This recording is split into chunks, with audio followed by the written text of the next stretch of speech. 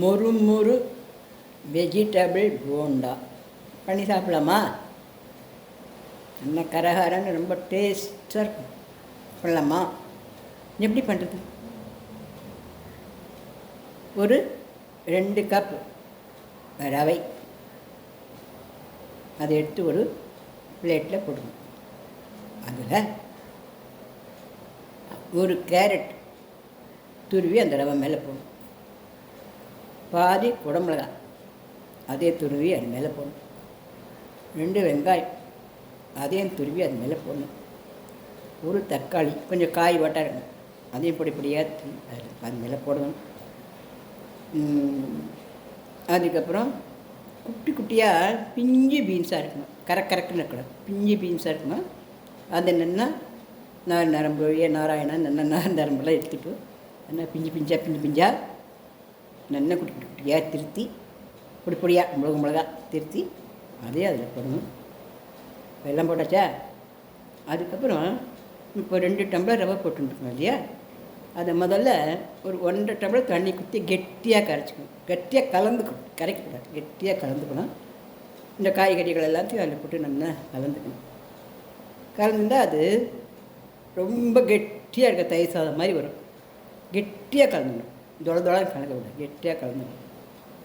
அதில் 1 கப்பு புளிப்பு இல்லாத தயிர், நல்ல தயிராக 1 கப்.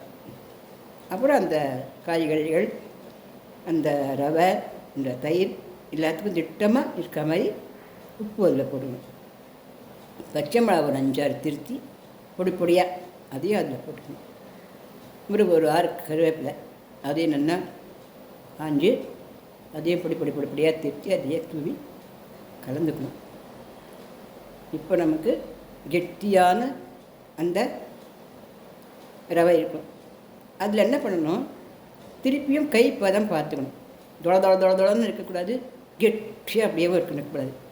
நல்லா அழகாக கொஞ்சம் தொளன்னு குழந்தைகள் தயிர் சாதம் கலந்து கொடுப்போம் இல்லையா, சாப்பிட்றதுக்கு வாட்டணும். அந்த மாதிரி தயிர் சாதம் அளவுக்கு உச்சம் ஜலத்தியாகும். ரொம்ப நேருக்கு எல்லாருமே ரொம்ப கெட்டியாக எல்லாருமே கையில் அப்படி எடுத்து போண்டா போட்டால் அப்படி பண்ணணும்.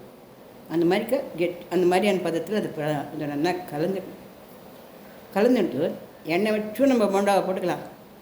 இல்லைன்னா அப்பா குழி இருக்குது இல்லையா, அப்பா பண்ணுறதுக்கு ஒரு 6 குழி 8 குழின்னு இல்லையா, அந்த குழிகள்லேயும் எண்ணெய் ரொம்ப வேண்டாம் அப்படின்னா ஒரு அரை ஸ்பூன் எண்ணெயை குத்தி, ஒரு குழிக்கு 1/4 ஸ்பூனை கூட குத்தி அதே இதை ஒரு அரை கண்ணி குத்தினோம்னா கொஞ்சம் நாளைக்கெலாம் ரொம்ப அழகாக உப்பிண்டு ஜம்முன்னு மொறுன்னு வெஜிடபிள் போண்டா சூப்பராக நல்லா இருக்கும். சிட்டுக்கு மஞ்சள் பொடி போட்டுக்கலாம், மஞ்சளாக இருக்கும், கலர்ஃபுல்லாக இருக்கும். வேணுமுன்னா கொஞ்சம் பூரா மஞ்சள் பொடி போட்டுக்கலாம். இல்லைன்னா இப்படி இதுவே கூட நல்லா அழகாக இருக்கும். இல்லை மஞ்சள் கலர் இருக்கும், சோப்பு கலர் இருக்கும், பச்சை கலர் இருக்கும், குடமிளகா டேஸ்ட் இருக்கும், பீன்ஸு டேஸ்ட் இருக்கும், காய்கறிகள் எல்லாம் இருக்கும். காய் சாப்பிட மாட்டேன் குழந்தை கூட ஓடி வந்து 10 போண்டா சாப்பிடும். ஏன்னா இது காய் இல்லையே, போண்டா தானே, அதனால் நம்மளவே நல்லா சாப்பிடலாம். ஏன்னா காய்கறிகள்லாம் நல்லா வயிற்றுக்கு போகும். எண்ணெயில் போட்டு பொரித்து சாப்பிட்றதுக்கு உண்டான ஜீரணமாகனா அப்படி சாப்பிட்டுக்கலாம். இல்லைன்னா அப்பக்கு இல்லை கொஞ்சம் குத்தி சாப்பிட்டுக்கலாம்.